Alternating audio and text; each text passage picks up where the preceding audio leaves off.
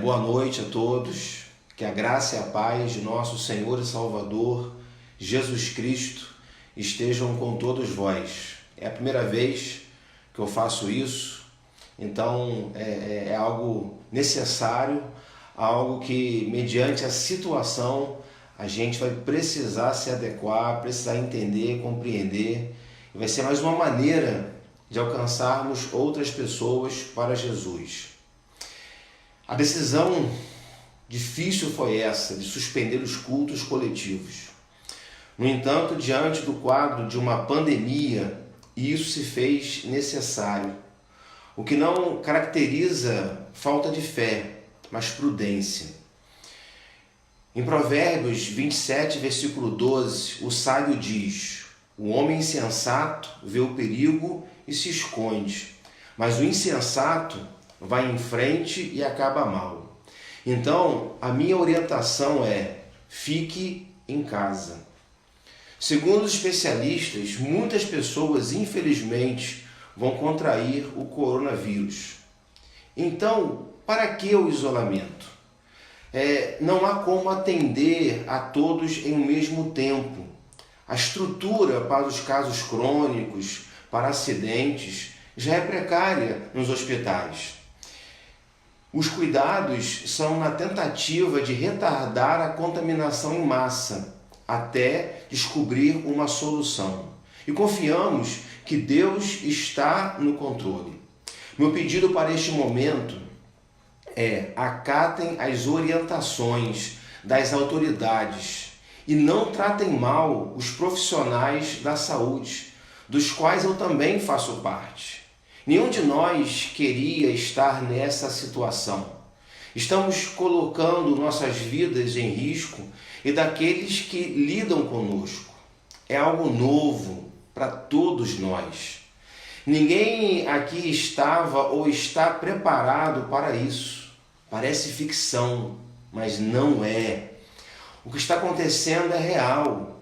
China e Itália perderam muitas vidas por esses dias. Foram quase 800 mortos em um só dia na Itália. E, infelizmente, em muitos lugares no mundo inteiro, esse número está crescendo. Diante desse cenário de perplexidade, me reporto ao livro de Lamentações de Jeremias. Lamentações, traduzido na Vulgata Latina, significa choro em voz alta. A expressão eká, como, que inicia o capítulo 1, capítulo 2 e capítulo 4 do livro de Lamentações de Jeremias, é uma exclamação hebraica que expressa desânimo. Jeremias, o escritor desse livro, escreveu suas lamentações na condição de testemunha. Como nós, o profeta estava lá, vivendo a situação. Aqui não é apenas alguém que escreve, mas alguém que está vivendo, e isso nos aproxima ainda mais dele e ele de nós. E faz dessa vivência bíblica algo mais relevante ainda para o momento em que estamos vivendo. Durante ou logo depois da queda de Jerusalém, em 586 a.C., pelas mãos de Nabucodonosor e do exército da Babilônia, Judá caiu. O templo foi queimado. Os muros, as casas, as torres, os palácios foram destruídos.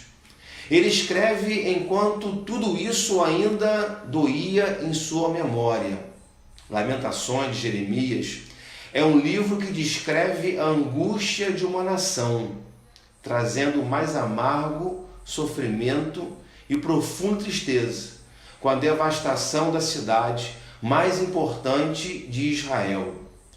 É um registro fúnebre da antiga e bela Jerusalém. O quadro é tão caótico que no capítulo 2, versículo 15 do livro de Lamentações, Jeremias escreve o seguinte: todos os que cruzam o seu caminho batem palmas.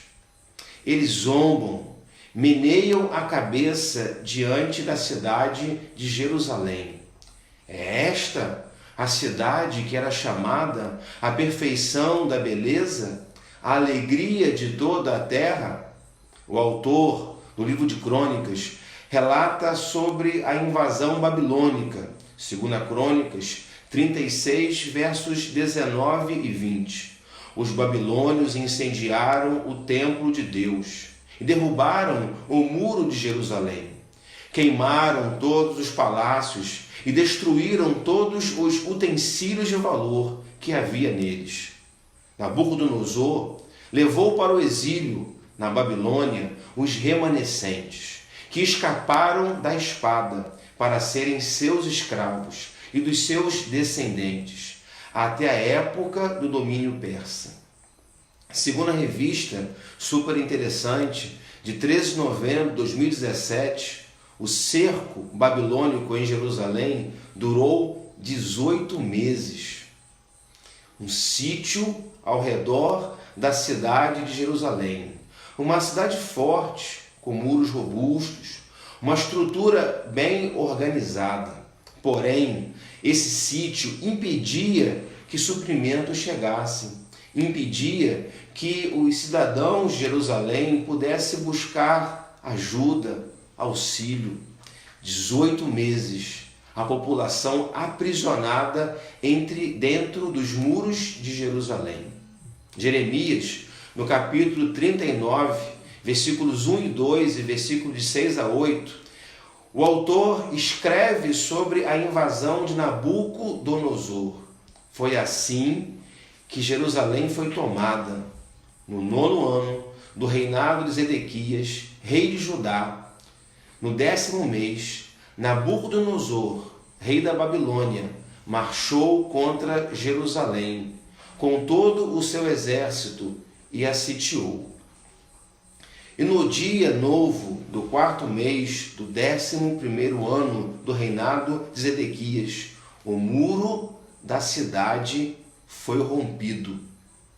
Em Riblá, o rei da Babilônia mandou executar os filhos de Zedequias diante dos seus olhos, e também matou todos os nobres de Judá.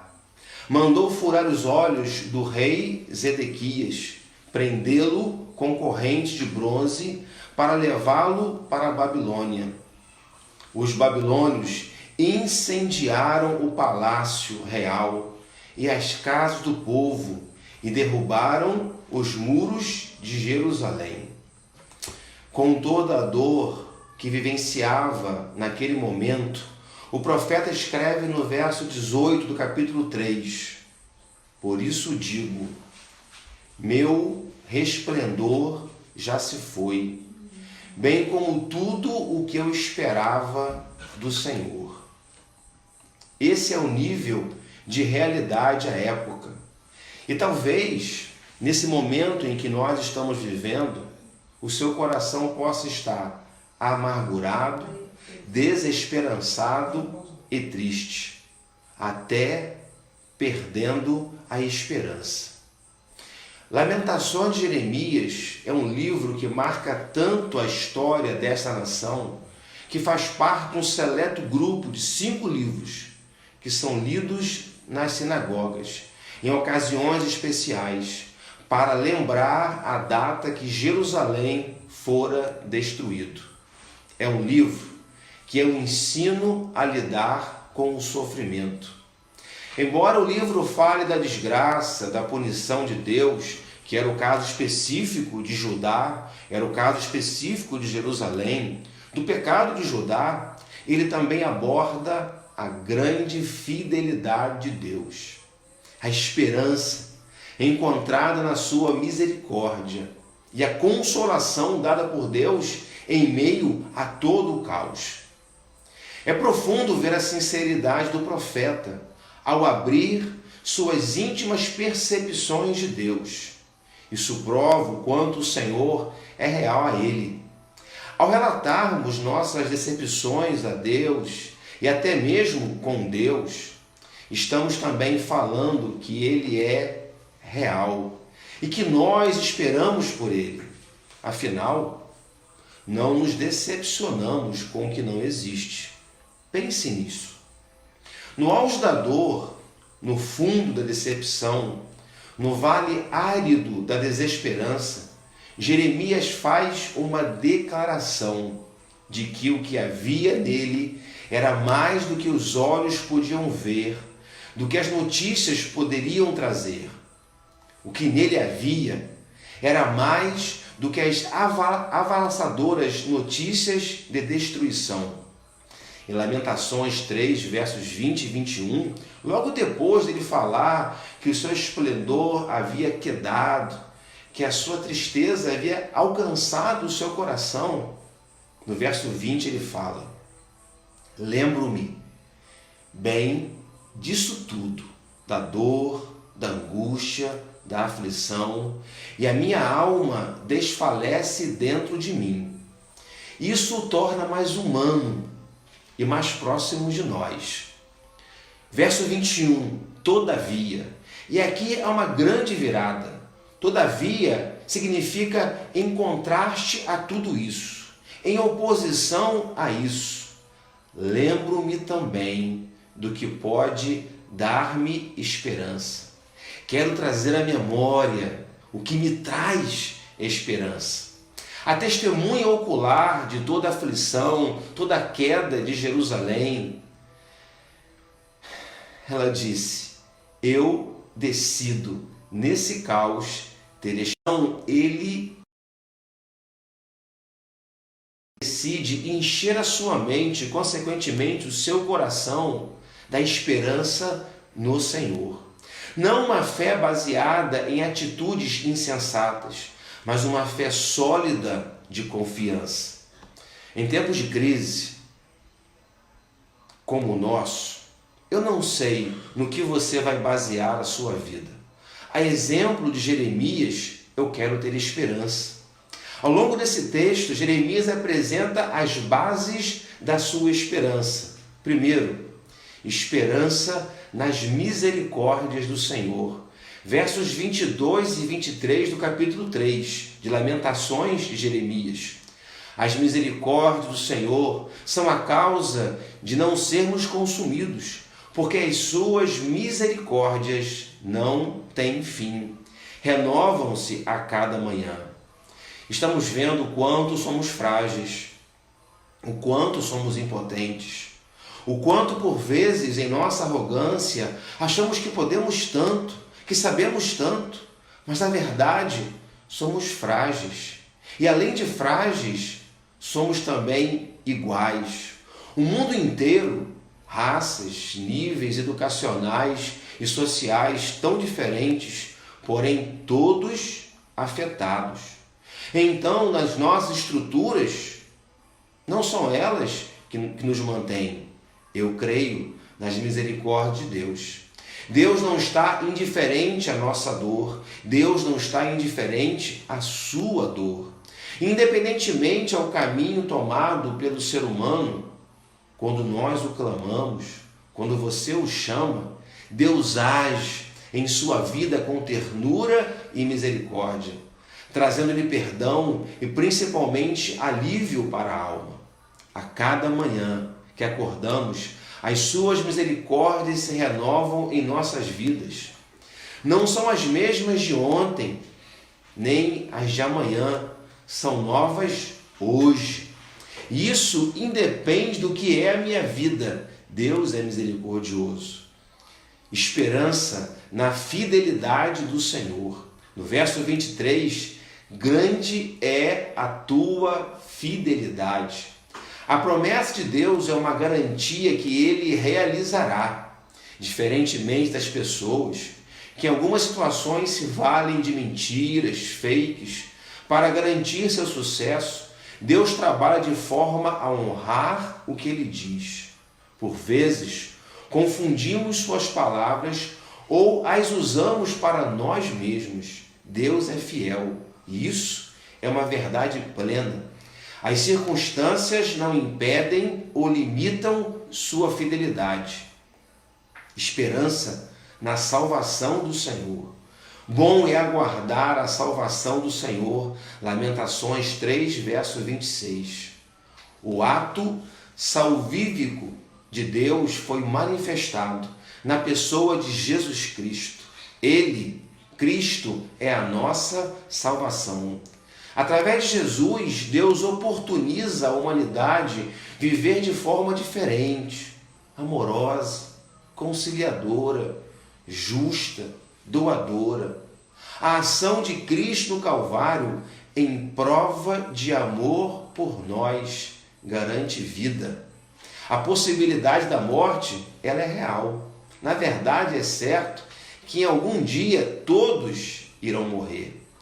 Porém, nem sempre cuidamos da vida como deveríamos. Em um momento como esse, nosso chão estremece. Sobre qual é o verdadeiro propósito da minha existência, da sua existência, da nossa existência? Através dos olhos de Cristo, podemos ver o futuro com esperança, independentemente do que está por vir.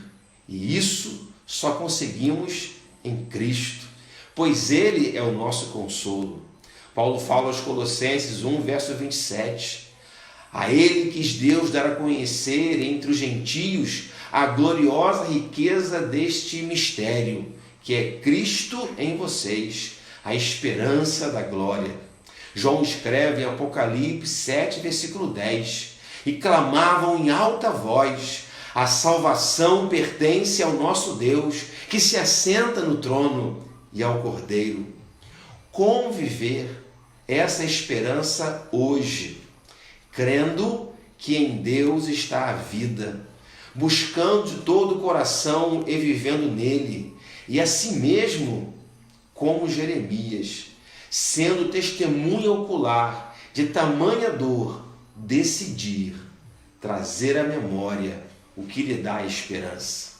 Agradecendo a cada dia, vamos reaprender a viver em família. Por mais que isso possa em algum momento parecer difícil, por mais que haja medo de morrer, e isso fica mais nítido em nós a partir do contexto em que estamos vivendo. Viva com as pessoas que estão em sua casa, aproveitando cada um desses momentos que a vida em família está lhe proporcionando. Podemos nos conhecer melhor, nos compartilhando as pessoas através das redes sociais, palavras de esperança. Compartilhar o que você tem. Aproveitar a obrigatoriedade que esse momento exige para examinar-se e se consertar com Deus naquilo que for necessário. E você verá o quão é maravilhoso esse encontro com o Senhor. É tempo de ter esperança nas misericórdias, na fidelidade e na salvação do Senhor. Temos que trazer à memória que em Cristo Jesus nossa fé não é vã e seu amor não tem fim. Ele sempre estará conosco. Mateus 28, versículo 20. Eis que estou convosco todos os dias, até a consumação dos séculos. Ore, se relacione, fale com Ele e se prepare para ouvi-lo. Queridos, que Deus, o Todo-Poderoso, nos abençoe e que encha o seu coração de paz, esperança e confiança nele. Eu quero orar com você nesse instante. Mas antes, quero mandar um abraço todo especial à Igreja Batista Memorial em Talvo. Muitas saudades dos irmãos. A todos vocês que nos acompanharam aqui nesse pequeno período de tempo, mas que em nome de Jesus, a graça, o amor de Deus vem estar sobre a sua vida. Vamos orar. Senhor Deus Todo-Poderoso, suplicamos a Ti que as santas e preciosas consolações do Senhor estejam, Pai, com todos, com todos. O mundo sofre, o mundo está angustiado, o mundo está perplexo, o mundo precisa ouvir que o Senhor é a nossa paz, que podemos em Ti ter esperança, que Suas misericórdias que a sua fidelidade e que a sua salvação está à disposição daqueles que o buscam com fé, daqueles que tomam a decisão, escolhem ter esperança e encher a mente e o coração do Senhor. Por favor, Pai, console e conforte todos os corações e que a tua igreja entenda esse momento, que a tua igreja entenda a oportunidade de, nesse momento, ser fiel, ser compromissada com a tua palavra, compartilhar, amar, apresentar-se como esperança, como ajuda, como auxílio a tantas pessoas que precisam do consolo e da esperança do Senhor. Nós cremos, nós confiamos e depositamos a nossa vida, o nosso coração, a nossa família em tuas mãos. Em nome de Jesus. Amém. Que Deus te abençoe, meu querido e amado irmão e amigo. E até o nosso próximo encontro, se o Todo-Poderoso assim nos permitir. Muito obrigado por essa singela e especial companhia. Até breve, em nome de Jesus. Deus abençoe.